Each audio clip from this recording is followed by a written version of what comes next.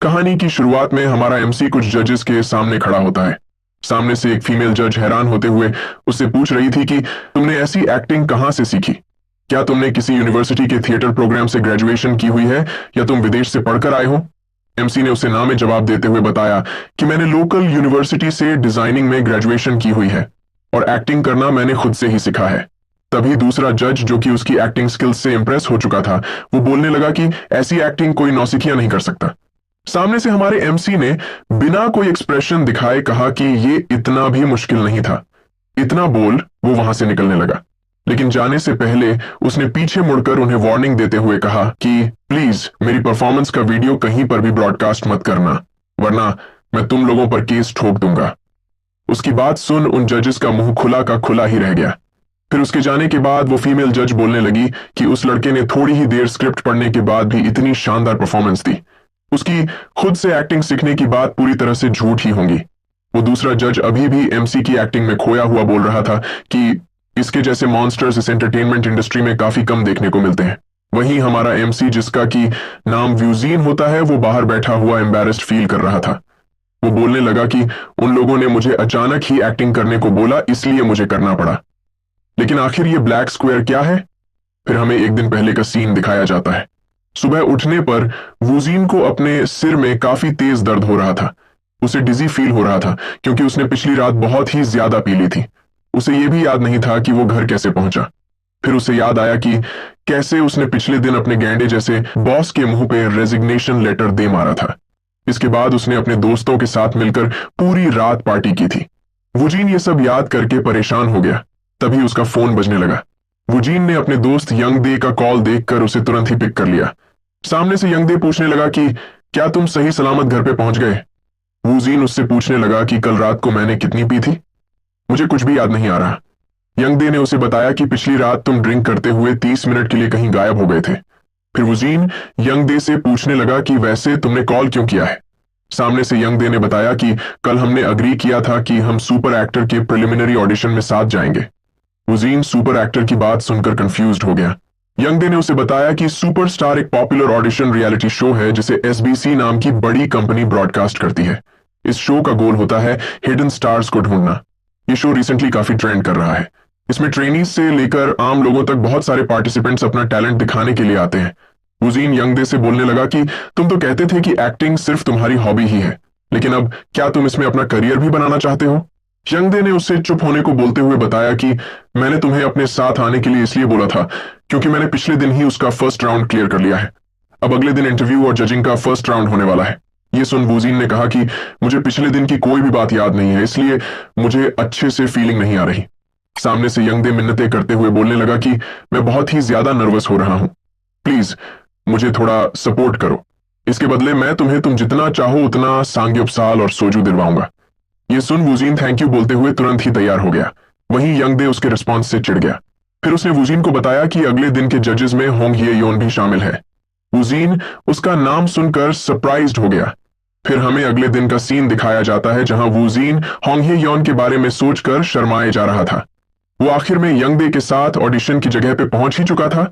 यहां आधे से भी ज्यादा चेयर्स भरी हुई थी।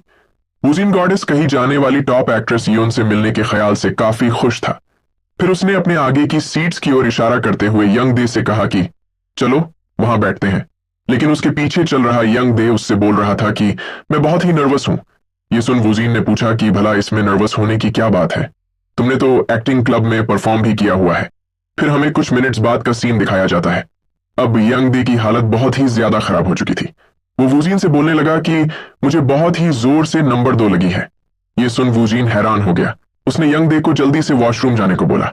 यंग दे भागकर वहां से जाते हुए बोलने लगा कि अगर मेरा नाम लिया जाए तो मुझे तुरंत ही कांटेक्ट करना। वूजीन ने उसे हाँ में जवाब देते हुए जल्दी से वॉशरूम जाने के लिए कहा। यंग दे के वहां से चले जाने के बाद वूजीन हंसते हुए बोलने लगा कि भले ही ये नर्वस हो, लेकिन इसमें बहुत ही मजा आ रहा है। क्या ये 3 मिनट से पहले वापस आ पाएगा? ऐसे ही 10 मिनट बीत जाते हैं।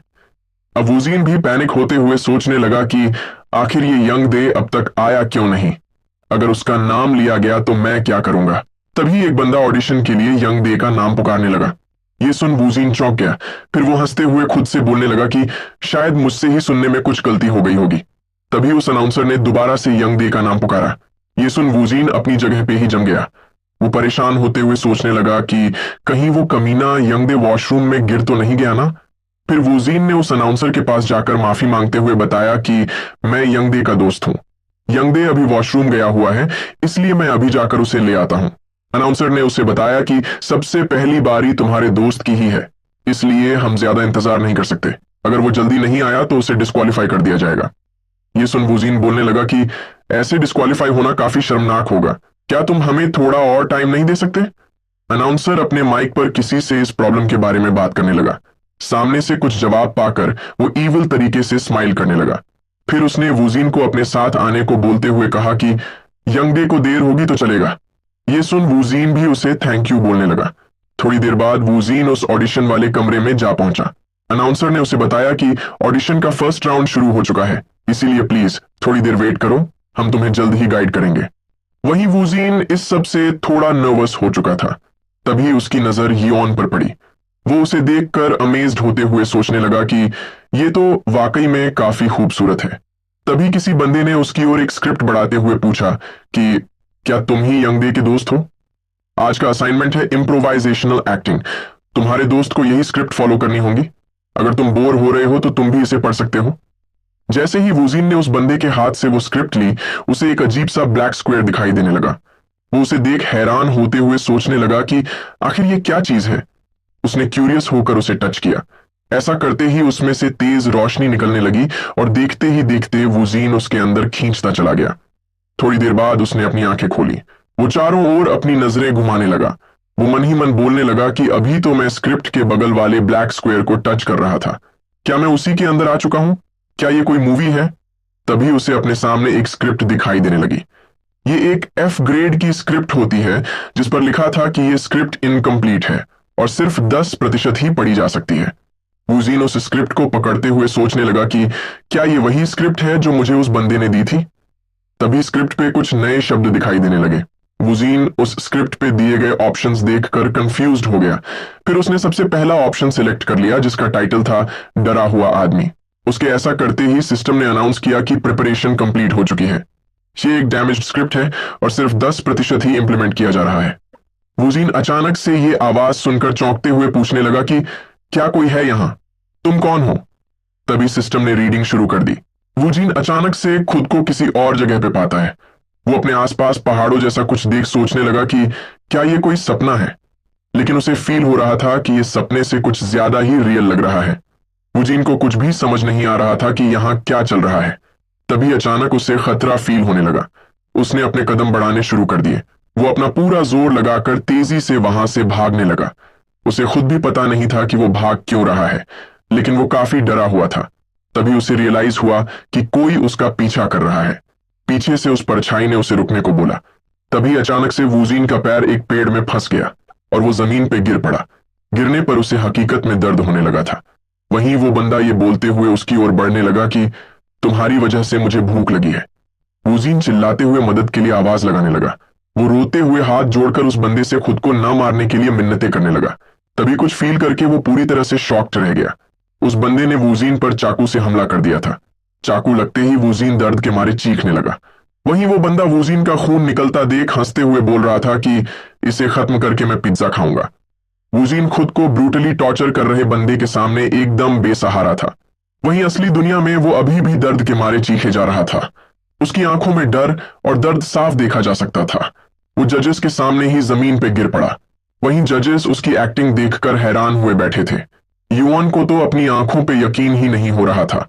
वहीं जमीन पे गिरा वूजीन मन ही मन बोलने लगा कि ये मैंने क्या कर दिया।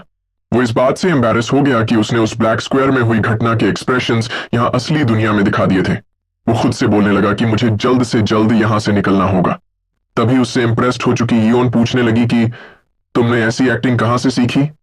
वूजीन यिओन की खूबसूरती देखकर अंदर ही अंदर पैनिक कर रहा था, लेकिन उसने अपने चेहरे पे कोई एक्सप्रेशन नहीं आने दिए। उसने डिसाइड किया कि सबसे पहले मुझे इस एम्बैरेसमेंट से डील करना होगा। इतना सोच उसने चैड की तरह शो ऑफ करते हुए बताया कि एक्टिंग तो मैंने खुद के दम पर सीखी है। ये सुन वो दूसरा जज हैरान होकर बोलने लगा कि ऐसी एक्टिंग कोई नौसिखिए की नहीं हो सकती। वूजीन जो कि अंदर ही अंदर एम्बैरेस्ड फील कर रहा था, उसने अभी भी सीरियस एक्ट करते हुए कहा कि मेरे लिए ये इतना भी मुश्किल नहीं था। इतना बोल वो तेजी से वहां से निकलने लगा, लेकिन जाने से पहले उसने उन जजेस को वार्निंग दी कि अगर मेरी परफॉर्मेंस को ब्रॉडकास्ट किया तो मैं तुम लोगों पर केस कर दूंगा। वो जजेस उसकी बात सुनकर पूरी तरह से शॉक्ड रह गए। फिर योन अपने पास बैठे बंदे से बोलने लगी कि उस लड़के की खुद से एक्टिंग सीखने की बात पक्का झूठ होगी। वो बंदा भी वूजीन जैसे एक्स्ट्रॉर्डिनरी जीनियस के एंटरटेनमेंट इंडस्ट्री में आने की बात सोचकर काफी एक्साइटेड था, और ऐसे ही मिसअंडरस्टैंडिंग का स्नोबॉल रोल करने लगा जिससे सिर्फ वूजीन ही अनअवेयर था। बाहर यंग दे हंसते हुए वूजीन के पास आने लगा। वूजीन ने उससे पूछा कि साले तुझे 2 नंबर में इतना टाइम कैसे लग गया? वैसे तुम्हारा ऑडिशन कैसा गया? यंग दे ने उसे बताया कि मुझे तो उन्होंने 15 सेकंड में ही भगा दिया। वैसे क्या तुम्हारा सिलेक्शन हो गया? वो लोग तुम्हारे बारे में ही पूछ रहे थे। ये सुन वूजीन एम्बैरस होते हुए उसकी बात टालने लगा। फिर वो यंग दे की पकड़ी हुई स्क्रिप्ट की ओर इशारा कर पूछने लगा कि क्या ये वही स्क्रिप्ट है जो मुझे दी गई थी? यंग दे ने भी वो स्क्रिप्ट वूजीन की ओर बढ़ा दी। उस स्क्रिप्ट को टच करते ही वूजीन को वो ब्लैक स्क्वायर फिर से दिखाई देने लगा, लेकिन इस बार उसे पता था कि अगर उसने इसे टच किया तो वो उस अजीब सी जगह पे पहुंच जाएगा। वो उसे देख सोचने लगा कि ये मेरी इमेजिनेशन या सपना नहीं हो सकता, क्योंकि मैंने ये हकीकत में एक्सपीरियंस किया था। अगर इस स्क्रिप्ट को देखा जाए तो ये वैसा ही है जैसा मैंने उन पहाड़ों में फील किया था। मैंने कुछ डरे हुए आदमी वाला ऑप्शन सिलेक्ट किया था।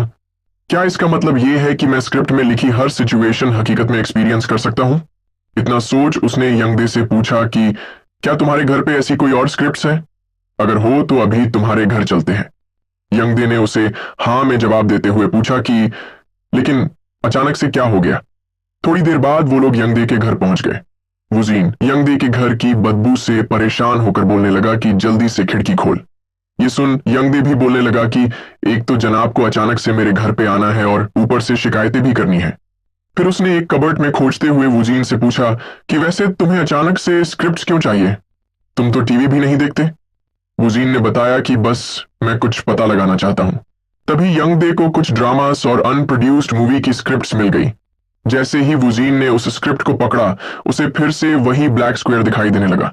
उसने सोचा कि इस बार मुझे टाइम भी चेक करना चाहिए। इतना सोच उसने ब्लैक स्क्वायर को टच करते हुए यंगदे से कहा कि मुझे ध्यान से देखना। यंगदे ने भी उसे ठीक है कहा। तभी वुजीन फिर से उस अनजान जगह पे पहुंच गया। उसे ये काफी अजीब लग रहा था, लेकिन फिर भी उसने सबसे पहले उस व्हाइट स्क्वायर को देखने का डिसाइड किया। उसके टच करते ही वहां 2 व्हाइट स्क्वायर्स प्रकट हो गए।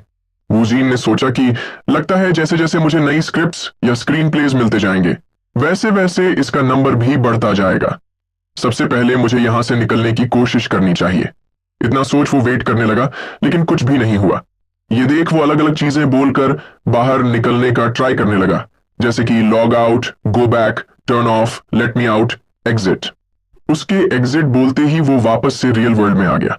उसके पास ही खड़ा यंगदे भी कंफ्यूज्ड होकर पूछने लगा कि तुम ऐसे अचानक से अपनी जगह पर जम क्यों गए थे? वहीं वुजीन अपना मोबाइल देख सोचने लगा कि मैं उस ब्लैक स्क्वायर के अंदर 5 मिनट तक रहा था, लेकिन यहां रियल वर्ल्ड में टाइम बिल्कुल भी नहीं बदला है। यंगदे अभी भी उसे पूछ रहा था कि तुम ठीक तो हो ना? तभी उसका फोन बजने लगा। यंगदे कॉल उठाकर उस बंदे से बातें करने लगा। उसने फुसफुसाते हुए वुजीन को बताया कि ये सुपर एक्टर की पीढ़ी तुमसे बात करना चाहती है। इतना बोल उसने फोन वुजीन को थमा दिया। वुजीन, जो कि पहले की बातें याद कर शर्मा चुका था, उसने धीमी आवाज में हेलो कहा। सामने से उस लेडी ने वुजीन को बताया कि हम तुम्हें इसीलिए कांटेक्ट कर रहे हैं क्योंकि तुमने पहला राउंड क्लियर कर लिया है। ये काफी इंटरेस्टिंग है कि तुम अपने दोस्त के साथ आए थे, लेकिन आखिर में तुम ही पास हो गए। क्या तुम सुपर एक्टर में फिर से आना चाहोगे? ये सुन वुजीन सोचने लगा कि कहीं ये लोग मुझे पागल बनाने की तो कोशिश नहीं कर रहे ना। मैं कहीं नहीं जाने वाला। इतना सोच उसने फिर से चैड की तरह एक्ट करते हुए सीरियस टोन में कहा कि मैं नहीं आना चाहता, वो तो मैं बस टाइम पास के लिए ही आया था। ये सुन वो लेडी ऑकवर्ड होकर सोचने लगी कि अगर इस बंदे की टाइम पास में की गई एक्टिंग भी इतनी अच्छी थी तो इसके सीरियसली एक्टिंग करने पे क्या होगा। इतना सोच वो वुजीन से बोलने लगी कि तुम कुछ ज्यादा ही ऑनेस्ट हो रहे हो। वुजीन ने उसे बताया कि यही सच है, इसीलिए इस बात को भूल जाओ। लेकिन वो मन ही मन उससे अपना पहले किया हुआ नॉनसेंस भूलने के लिए मिन्नतें करने लगा। वहीं वो लेडी सोच रही थी कि अगर इसे टीवी पे ब्रॉडकास्ट किया गया तो ये तुरंत ही फेमस हो जाएगा। ये एक अफसोस की बात है कि ये लड़का ऐसा करना नहीं चाहता। इतना सोच उसने वुजीन को बताया कि ठीक है, मैं तुम्हारी ऑडिशन की फुटेज को डिलीट करवा दूंगी। वूजीन ने पूछा कि लेकिन क्या मुझे वो फुटेज मिल सकती है जहां मैंने एक्टिंग की थी? उस लेडी ने हाँ में जवाब देते हुए बताया कि तुम मुझे अपना नंबर दे दो, मैं तुम्हें मैसेज के थ्रू वो वीडियो भेज दूंगी। वूजीन ने उससे अग्री करते हुए थैंक यू बोला और इसके बाद उस लेडी ने कॉल काट दिया। तभी अचानक पीछे से उस जज की आवाज सुनकर वो चौंक गई। वो बंदा उससे पूछने लगा कि क्या ये वही पहले वाला लड़का था? उस लेडी ने उसे बताया कि हाँ, लेकिन वो बोल रहा था कि उसने ये सब सिर्फ मजे के लिए ही किया था और वो दूसरे राउंड के लिए वापस नहीं आने वाला। ये सुन वो बंदा हंसने लगा। तभी उसके दिमाग में कुछ आइडिया आया। उसने उस लेडी से पूछा कि क्या तुम्हारे पास उसका नंबर है? वहीं दूसरी ओर अपने घर पे वूजीन थकान के मारे लेटा हुआ था। उसे यंगदे के घर कुछ और चीजें भी चेक करनी थी। उसने याद किया कि कैसे उस सुपर एक्टर की पीडी के आए कॉल की वजह से यंगदे एकदम पागल सा हो गया था। उससे बचने के लिए वूजीन जल्दी से वहां से भाग निकला था, लेकिन इससे उससे कुछ इंपॉर्टेंट चीजें भी पता चली थी। सबसे पहला कि जब वो ब्लैक स्क्वायर में एंटर होता है तो रियल वर्ल्ड में टाइम थम जाता है। दूसरा ये कि उसके अलावा बाकी के लोग उस ब्लैक स्क्वायर को नहीं देख पाते। और तीसरा ये कि उस अजीब जगह से बाहर निकलने के लिए एग्जिट बोलना पड़ता है। वूजीन ने सोचा कि अब जबकि मैंने इंपॉर्टेंट डिटेल्स कंफर्म कर ली है तो मुझे वो काम भी निपटा देना चाहिए जो मैं पहले कर रहा था। एलिगेंट फर्स्ट डॉटर और थग प्रोसिक्यूटर कुछ ऐसे ड्रामास हैं जो ऑलरेडी ब्रॉडकास्ट हो चुके हैं। मुझे अब इन 2 स्क्रिप्ट्स और एक स्क्रीन प्ले को भी देख लेना चाहिए। फिर वो अपने फोन पे कुछ सर्च करते हुए सोचने लगा कि मैं इस फोन को ब्लैक स्क्वायर में तो नहीं ले जा सकता। मुझे पहले उन ड्रामास की रेटिंग्स और बेसिक डिटेल्स चेक कर लेनी चाहिए। थग प्रोसिक्यूटर की रेटिंग 7.1% है और एलिगेंट फर्स्ट डॉटर की रेटिंग 2.7% है। इतना चेक करने के बाद उसने वापस से उस ब्लैक स्क्वायर में जाकर कंफर्म करने का डिसीजन लिया। जैसा कि उसने एक्सपेक्ट किया था, यहां उसे 3 स्क्रिप्ट्स दिखाई देने लगी थी। उन्हें ध्यान से देखने पर उसे पता चला कि इन स्क्रिप्ट्स का ग्रेड ई और सी था। ये देख वूजीन सोचने लगा कि आखिर इन ग्रेड्स का क्या मतलब है? ऐसा तो नहीं लगता कि ये स्क्रिप्ट की क्वालिटी पे डिपेंड करता है।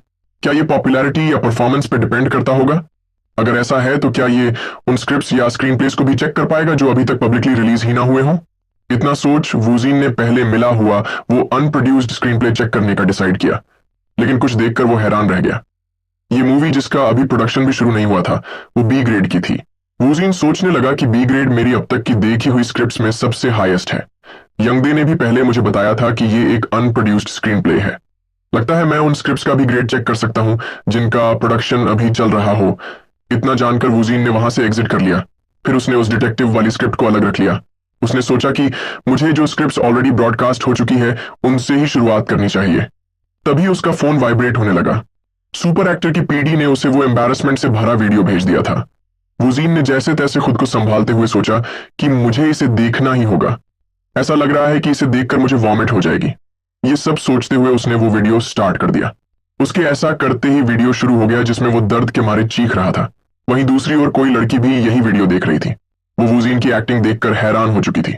उसने सरप्राइज्ड होते हुए पूछा कि क्या ये लड़का पहले भी हकीकत में चाकू से घायल हो रखा है? अगर ऐसा नहीं है तो फिर कोई ऐसे एक्सप्रेशंस कैसे दिखा सकता है? उस बंदे ने उस लड़की को राइटर पार्क यूनमी बुलाते हुए कहा कि जरा इसकी एक्सप्रेसिवनेस को तो देखो। क्या इसे देखने पर तुम्हारे दिमाग में कोई कैरेक्टर नहीं आ रहा? ये सुन यूनमी अपने टेबल पे पड़े हुए कुछ कागज देखने लगी। उसमें से एक कागज सोशियोपाथ कैरेक्टर बनाने के लिए उसके बिहेवियरल एनालिसिस पे बेस्ड था। यूनमी उस सोशियोपाथ कैरेक्टर को इमेजिन करने लगी। वो खुश होते हुए सोचने लगी कि मुझे तो लगा था कि मुझे ये कैरेक्टर चेंज करना पड़ेगा क्योंकि ये रोल बहुत ही चैलेंजिंग है। ये रोल मेरे एम्बिशन से भरा हुआ है और मैं इसे एक्सप्रेस करने के लिए कोई सही एक्टर नहीं ढूंढ पा रही थी। मुझे एक बार उस लड़के से खुद मिलना होगा। वहीं वूजीन अभी भी वही वीडियो देख रहा था। उसने वीडियो में खुद की एक्टिंग देखते हुए कहा कि ये तो मैंने जितना सोचा था उससे काफी बेहतर है। मैं एक्टिंग में इतना अच्छा कैसे हो सकता हूँ?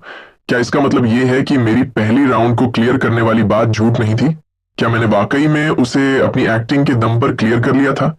वो इमेजिन करने लगा कि कैसे उसने एकदम चैड की तरह बोला था कि मेरे लिए एक्टिंग करना उतना भी मुश्किल नहीं है, मैं एक जीनियस हूं। और उसकी बात सुनकर वो जजेस शॉक्ड रह गए थे। वूजीन ये सब याद करके शर्माते हुए सोचने लगा कि मैंने तो सिर्फ अपनी एम्बैरेसमेंट छिपाने के लिए ही ऐसे सीरियस एक्ट किया था, लेकिन शायद उन लोगों को मैं कोई जीनियस लगा होऊंगा। खैर, वैसे भी अब मैं उनसे दोबारा नहीं मिलने वाला, इसीलिए मुझे इस बारे में ज्यादा नहीं सोचना चाहिए। फिलहाल मुझे इस अजीब से स्पेस एक्सपेरिमेंट को फिनिश करना चाहिए। इसमें अभी भी कुछ ऐसे फीचर्स हो सकते हैं जिनके बारे में मैं नहीं जानता।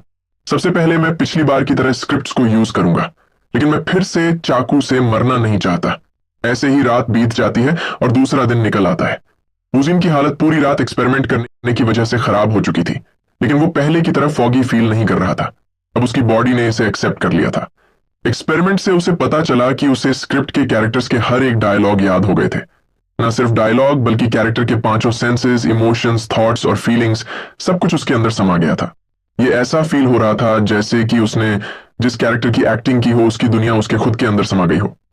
वो हंसते हुए सोचने लगा कि ऑस्ट्रेलिया जाकर काम करने की जगह यहां रहकर एक्टर बनना उतना बुरा भी नहीं होगा। ऐसी जिंदगी भी काफी इंटरेस्टिंग होगी। तभी उसका फोन बजने लगा। उसने देखा कि यह कॉल किसी अननोन नंबर से था। उसके फोन उठाकर हेलो बोलने पर सामने वाले बंदे ने पूछा कि क्या तुम वूजीन हो? मैं प्रोड्यूसर सोंग मानवू बात कर रहा हूं। क्या तुम्हें मैं याद हूं? वूजीन को भी याद आ गया कि ये वही बियर्ड वाला बंदा है जो जजिंग पैनल में बीच में बैठा हुआ था। मानवू हंसते हुए पूछने लगा कि क्या हम थोड़ी देर में मिल सकते हैं? वूजीन को समझ नहीं आया कि ये उससे मिलना क्यों चाहता है, इसलिए उसने कहा कि अगर तुम मुझे मिलने का कारण बताओ तो मैं कुछ सोचूंगा। सामने से मानवू ने कहा कि ये बातें फोन पे डिस्कस करना थोड़ा ऑकवर्ड है। मैं चाहता हूं कि ये बातें हम साथ बैठकर करें। ये सुन वूजीन बोलने लगा कि मैं सिर्फ 4 बजे ही फ्री हूं। मानवू ने यह सुन खुश होते हुए बताया कि मेरे साथ कुछ और लोग भी आएंगे। अगर मैं तुम्हें एड्रेस भेज दूं तो क्या तुम खुद से वहां पहुंच जाओगे? वूजीन ने कहा कि हाँ ठीक है। यह सुन मानवू ने थैंक यू बोलते हुए बाद में एड्रेस भेजकर 4 बजे मिलने की बात कहकर कॉल काट दिया। कॉल कटने के बाद वूजीन परेशान होकर सोचने लगा कि ये मुझे मिलने के लिए क्यों बुला रहा है। यंगदे ने कहा था कि ये सब इंडस्ट्री के बड़े लोग हैं, चलो देखते हैं कि ये कितने फेमस हैं। इतना सोच वो उनके बारे में इंटरनेट पे सर्च करने लगा। वूजीन ये जानकर सरप्राइज हो गया कि ये लोग काफी फेमस थे। वो पूछने लगा कि आखिर ये लोग मुझसे मिलना क्यों चाहते होंगे। आई होप कि ये लोग मुझे फिर से एक्टिंग करने के लिए ना बोले। कुछ वक्त बाद अपनी जगह पे परेशान खड़ा वूजीन मन ही मन बोलने लगा कि मेरा शक सही था। उसके सामने बैठा मानवू मुद्दे की बात पर आते हुए बोल रहा था कि पिछले दिन तुमने जो एक्टिंग दिखाई थी वो डायलॉग पे फोकस्ड नहीं थी, राइट? मैं तुम्हारी मोनोलॉग परफॉर्मेंस देखना चाहता हूं। यहां मानवू के साथ कुछ और लोग भी बैठे हुए थे। वो सब एकटक वूजीन को घूरने लगे। ये देख वूजीन परेशान होकर सोचने लगा कि ये क्या बकवास है। मुझे लगा ही था कि ऐसा कुछ होगा। वो अंदर ही अंदर पैनिक करते हुए सोच रहा था कि अभी तो मुझे एक्टिंग शुरू किए मुश्किल से 1 ही दिन बीता है, मुझे बस चुप रहना चाहिए। मानवू ने वूजीन को आगे बताया कि तुम चाहो तो टैबलेट में देखकर भी स्क्रिप्ट पढ़ सकते हो, जैसा तुम्हें सही लगे वैसे ही इंटरप्रेट करो। वूजीन टैबलेट को देख मन ही मन गलियाने लगा क्योंकि उस पे ब्लैक स्क्वायर अपीयर नहीं हो रहा था। उसने सोचा कि ब्लैक स्क्वायर के बिना मैं उस स्पेस के अंदर नहीं जा पाऊंगा। लगता है वो चीज सिर्फ कागज की स्क्रिप्ट पे ही काम करती है, लेकिन यहां पर ऐसा कुछ भी नहीं है। अगर मैं उस स्पेस को एक्सेस नहीं कर पाया तो यह बात एक्सपोज हो जाएगी कि मेरी एक्टिंग स्किल्स झूठी थी। फुल होकर सोचने लगा कि अब तो मेरे लग गए, अब मैं क्या करूं? लेकिन क्या इससे कोई फर्क पड़ता भी है? क्या एक्टिंग के कॉन्सेप्ट के लिए मेरी जिंदगी रिस्क में डालना जरूरी है? क्योंकि आखिर में मैं हूं तो एक आम आदमी ही जिसे एक्टिंग की दुनिया से कोई मतलब नहीं है, इसलिए मुझे ऑनेस्ट रहना चाहिए। इतना सोच वो कुछ बोलने लगा। सारे जज पूरे ध्यान से उसे ही देख रहे थे। वूजीन ने कहा कि आज जब मैं रास्ते से आ रहा था तब एक बिल्ली मुझ पर झपट पड़ी, लेकिन मैंने कुछ भी नहीं किया। ये सुनकर मानवू और यिओन हैरान रह गए। वो वूजीन की बकवास सुन सोचने लगे कि ये तो ट्रैश है। मानवू ने सोचा कि ये तो किसी एस्पायरिंग एक्टर से भी गया गुजरा है। यिओन सोच रही थी कि ये तो पिछले दिन इसने जो दिखाया था उससे बिल्कुल उल्टा है। यूनमी भी सोचने लगी कि फर्स्ट ईयर का एस्पायरिंग एक्टर भी इससे 100 गुना अच्छा एक्ट कर लेगा। वहीं वूजीन अभी भी कुछ बकवास किए जा रहा था। वो मन ही मन बोल रहा था कि मैं इसे खत्म करके जल्दी से घर जाना चाहता हूं। फिर उसने वापस से अपना चैट मोड ऑन करते हुए मानवू से कहा कि अब जबकि मैं पकड़ा जा चुका हूं तो मैं अब घर जाना चाहता हूं। ये सुन मानवू सोचने लगा कि आखिर ये किस बारे में बात कर रहा है। वूजीन अभी भी चैट बना बैठा था। उसकी आंखें एकदम सीरियस थी। तभी मानवू कुछ समझते हुए मन ही मन बोलने लगा कि ओह, अब मैं समझा, ये लड़का अभी एक्टिंग ना कर पाने की एक्टिंग कर रहा है। ऐसा सोच वो वूजीन से पूछने लगा कि तुम ऐसा एक्ट क्यों कर रहे हो कि तुम्हें एक्टिंग नहीं आती? इतना बोल वो सोचने लगा कि ये पक्का एक्टिंग के जरिए अपनी नाखुशी दिखा रहा है। वहां बैठे बाकी लोग भी ये सुन सोच में पड़ गए कि क्या ये एक्टिंग ना जानने की एक्टिंग कर रहा था। वहीं वूजीन इस बात से क्लूलेस था कि भला एक्टिंग ना कर पाने का एक्ट कैसा होता है। वो मानवू को देख सोचने लगा कि मैं तो यहां से निकलने के बारे में सोच रहा था, लेकिन इस बंदे ने फिर से कुछ अजीब बातें करना शुरू कर दिया। शायद इस बियर्ड वाले बंदे को कोई गलतफहमी हुई है। क्या ये ऐसा इसलिए कर रहा है क्योंकि इसके हिसाब से मैं एक जीनियस हूं? लेकिन चाहे कुछ भी हो, मुझे अपनी सिग्मा मेल वाली इमेज बनाए रखनी होगी। वूजीन ने उन्हें बताया कि मैंने ऐसा इसलिए किया क्योंकि तुम लोगों ने बिना कुछ एक्सप्लेन किए ही मुझे एक्टिंग करने को बोल दिया। मुझे इस तरह से ट्रीट किया जाना बिल्कुल भी अच्छा नहीं लग रहा। इतना बोल वूजीन अपनी जगह से खड़ा हो गया। ये देख मानवू उससे माफी मांगने लगा। वो झिझकते हुए वूजीन को बताने लगा कि मैं सबको तुम्हारी एक्टिंग दिखाना चाहता था, इसीलिए मुझसे गलती हो गई। मैं तुम्हें सब कुछ अच्छे से एक्सप्लेन कर दूंगा। प्लीज तुम वापस बैठ जाओ। ये सुन वूजीन अपनी नाखुशी दिखाते हुए वापस बैठ गया। ये देख मानवू ने चैन की सांस ली। उसने मन ही मन सोचा कि मैं इस मॉन्स्टर को ऐसे ही नहीं खो सकता। फिर उसने सीधा मुद्दे की बात पे आते हुए वूजीन को बताया कि हम लोग एक नए ड्रामा की तैयारी कर रहे हैं और मैं इसमें तुम्हें एक एक्टर के तौर पे कास्ट करना चाहता हूं। वूजीन ने टफ एक्ट करते हुए सोचा कि क्या इसने मुझे सिर्फ कास्ट करने के लिए यहां तक बुलाया। तभी उसे कुछ रियलाइज हुआ। ड्रामा में काम करने की बात सोच वो अंदर ही अंदर काफी खुश हो गया, लेकिन उसने ये एक्सप्रेशंस अपने चेहरे पर नहीं आने दिए। तभी यूनमी ने उसके सामने एक स्क्रिप्ट रखते हुए बताया कि ये इस स्क्रिप्ट का पार्ट है। हम ये स्क्रिप्ट पहली बार किसी आउटसाइडर को दिखा रहे हैं। प्लीज इसमें से जो भी रोल तुम्हें पसंद आए उसे चुन लो। मानवू ने भी उसकी बात से अग्री करते हुए कहा कि हम लोग तुम जितना चाहो उतना वेट कर सकते हैं, चाहे फिर वो 10 मिनट हो या 30 मिनट।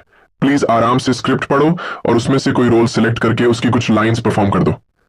यूनमी वूजीन को देख मन ही मन बोलने लगी कि इसका रोल पहले ही डिसाइड हो चुका है, लेकिन अभी हम ये जानना चाहते हैं कि ये कैसे एक्ट करेगा। वूजीन भी ध्यान से स्क्रिप्ट पढ़ने लगा। ऐसे ही कुछ मिनट्स बीत जाते हैं। वूजीन ने अपना रोल चूज करके उन्हें बताया कि मैं असिस्टेंट मैनेजर पार्क का रोल करना चाहता हूं। मैं वो डॉग वाला सीन परफॉर्म करूंगा। ये सुन यूनमी और मानवू दोनों ही हैरान रह गए। यूनमी बोलने लगी कि ये तो वही सोसियोपैथ कैरेक्टर है जो मुझे ड्रामा में चाहिए था। ये रोल अभी किसी को असाइन तो नहीं किया गया, लेकिन इस लड़के ने बिना किसी हेजिटेशन के इतना मुश्किल रोल कैसे चूज कर लिया। तभी वूजीन ने वो स्क्रिप्ट नीचे रख दी। ये देख यूनमी ने पूछा कि क्या तुम इसे बिना देखे कर पाओगे।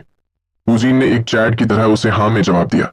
ये सुन यूनमी इंप्रेस्ड होकर सोचने लगी कि क्या इसने इतना जल्दी अपनी लाइन से लेकर स्टेज डायरेक्शंस, इमोशंस और बाकी सब कुछ समझ लिया। तभी मानवू ने कहा कि चलो तो फिर स्टार्ट करते हैं। इतना बोल वो सोचने लगा कि चलो देखते हैं कि इस बार ये मॉन्स्टर हमारे सामने किस तरह की एक्टिंग स्किल्स प्रेजेंट करता है। फिर वूजीन अपने मुंह पे हाथ रखकर एकदम शांत हो गया। तभी उसकी आंखें कुछ देखकर जैसे चमक उठी।